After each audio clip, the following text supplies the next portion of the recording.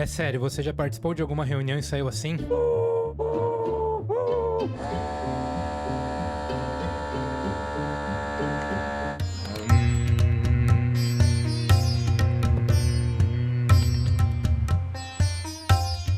E aí, meus queridos, tudo bem com vocês? Eu aqui e hoje um vídeo num formato um pouco diferente do habitual, onde eu tentei documentar ali algumas coisas que foram surgindo durante o dia. E se esse conteúdo agregar valor a você, considere se inscrever, deixar o like, nos ajude a alcançar a meta de 1000 inscritos. Bom, mas sem mais delongas, bora pro vídeo.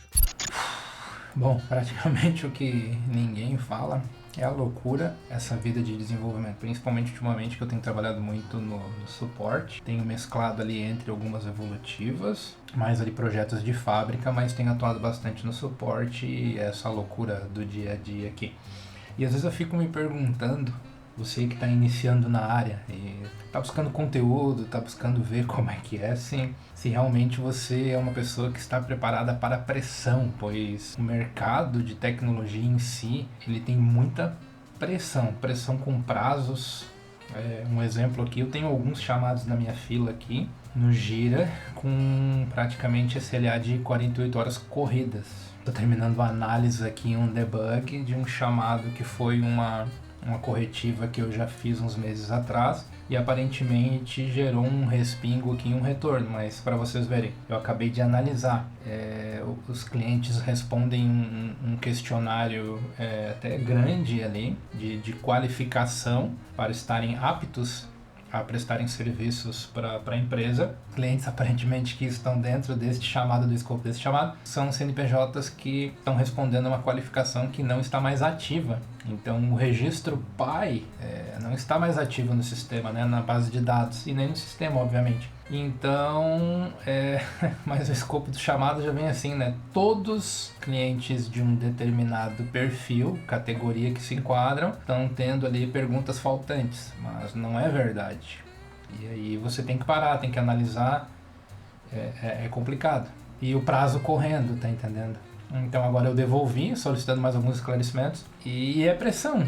Então, às vezes eu me pergunto assim, você que tá querendo entrar na área, tá estudando, então, né, nos últimos anos eu acho que a programação, ela ganhou um certo status, ficou mais falado essa carreira, essas coisas, mas há um certo romantismo, né? Então, se prepare que quando você entrar pro mercado de trabalho, a pressão, ela vem de todos os lados, e aí você tem que tomar cuidado para não ter ansiedade e N outras coisas. Cuide dessa saúde mental, porque senão você acaba ficando maluco e o reloginho tá sempre correndo. Bom, agora no decorrer do dia eu tenho mais algumas coisas para fazer. Na realidade eu vi que a fila de chamadas ali aumentou um pouco, vou fazer mais uma triagem, tem algumas coisas que eu tô vendo ali que é rápida para fazer, eu vou tentar desenrolar já agora na próxima hora, ali nas próximas 2 horas, são 4, 5 chamadas ali que eu acho que dá para desenrolar nisso. E essa semana a gente tá um pouquinho sobrecarregado, porque a gente tá sem um colaborador que é responsável por esses chamados que a equipe toda tá ajudando a fazer, então acaba que sobrecarrega todo mundo um pouco. Mas ainda eu tenho que analisar um sistema que faz ali a parte de faturamento do cliente, que tá gerando um arquivo inconsistente, que é um TXT que é enviado para a Receita Federal. Praticamente aqueles dados que as empresas enviam para a Receita Federal poder fazer o cruzamento e saber se você tá declarando corretamente, né? Então, aparentemente, no banco, as casas decimais contêm ali, depois da vírgula, dos 2 zeros, por algum motivo o bendito do arquivo tá ignorando. Por exemplo, se o cara é R$100, ele acaba saindo como R$1. Aparentemente apresentou algum problema no passado, a gente fez ajustes pertinentes lá, ou cara, alguém deploy muito grande, porque assim, né, sistemas grandes, gigantes, com muita demanda, isso pode acontecer, às vezes num merge de uma entrega muito grande, você pode sobrescrever, e assim, pessoal, isso acontece mais do que vocês possam imaginar, tá? Acontece muito na realidade. Então, eu vou dar essa analisada agora, que é meio que emergência, e no decorrer do dia eu vou voltando e dando esses bate-papos, bate-pronto com vocês aqui, até porque daí eu acho que talvez seja do interesse de vocês para realmente conhecer, e conforme forem pintando os problemas e as soluções, a gente vai trocando uma ideia aqui, beleza? Valeu! Bom, já é noite, hoje foi pegado hoje.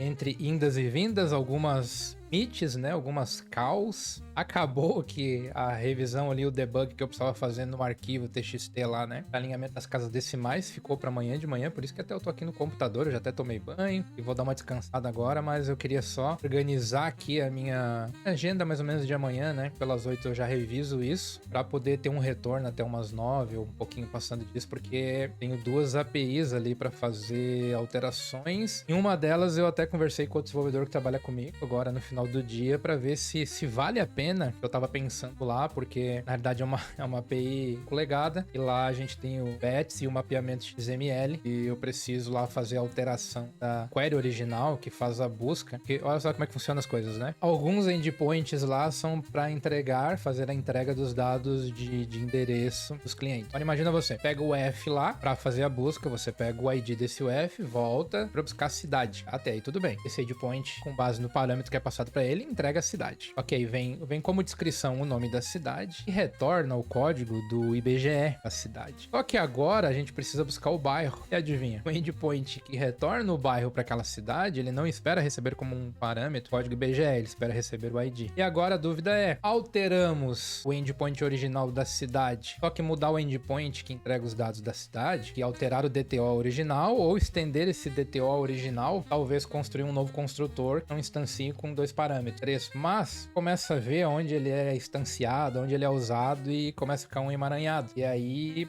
você não consegue num primeiro momento ter noção do impacto geral, porque são muitos sistemas distribuídos em alguns servidores. Talvez a gente vá por outro caminho, é construir um novo endpoint que entregue o bairro pelo ID. Aí talvez você vai dizer assim, poxa, mas daí você tá replicando o código, né? Porque praticamente pro resto já tem as estruturas. Sim, mas é uma coisa bem atípica, até porque isso vai ser para usar num app, a gente tá na dúvida ainda. Às vezes você fica mais planejando e pensando em estruturando algo para resolver do que codando, né? Mas amanhã é um dia que eu vou codar mais. E você também vai se acostumando, tá? Aquele glamour que você pensa, né? Que você não trabalha ainda, para quem não trabalha na área, né? Trabalha, sabe como é que é. Dificilmente você vai pegar uma atividade, vai se esconder numa caverna, o famoso dev caverna lá, né? Se esconde para fazer as suas atividades. Não seja esse dev, tá? Na realidade não funciona muito assim. Você tem muita interação entre as equipes, constante comunicação para retirar as dúvidas, né? Com os analistas. Também não seja aquele dev que não testa e simplesmente manda pra frente lá, daí quando o QA devolve ainda acha ruim porque o QA devolveu. Então tem esse cuidado.